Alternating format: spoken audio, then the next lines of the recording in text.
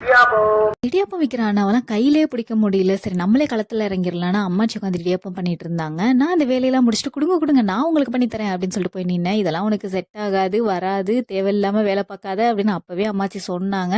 நம்மளாவது கேட்கறதாவது never. So அதனால நானே பண்ண ஸ்டார்ட் பண்ணிட்டேன்.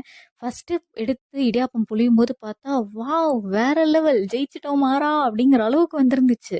அத பார்த்து வேற லெவல் கான்ஃபிடன்ஸ்ல குடுங்க குடுங்க எத்தனை தட்டு புளியணும் அப்படின்னு சொல்லிட்டு ரெடியா நின்னேன். சரி ஓகே இத வந்துட்டு வேக வச்சுட்டு அடுத்தது எடுத்து பண்ணு அப்படின்னு சொல்லி பண்ணா, கீழ பார்த்தா அமுக்கு அமுக்கு ரிப்பன் பக்கோடா வருது. என்னடா இது புதுசா இருக்குதுன்னு திருப்பி பார்த்தா தான் தெரியுது, அச்ச கரெக்ட்டா வைக்கல அப்படின்னு. ஒவ்வொரு வாட்டியும் வந்து மாவு உள்ள வைக்கும்போது அச்ச கரெக்ட் பண்ணணுமா? இது எங்க எனக்கு தெரிஞ்சுச்சு? தெரியலையே.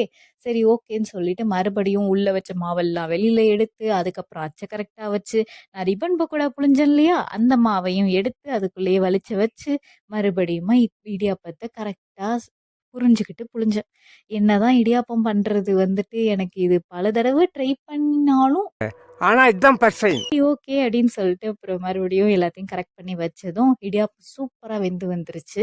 இதுல பாதி இடியாப்பத்தை சேவ் பண்ணி நான் அடுத்த நாளைக்கு என்னதான் நான் இன்னைக்கு இடியாப்பம் பண்ணாலும் நான் சாப்பிட்டது என்னமோ இட்லி தான். டாடா!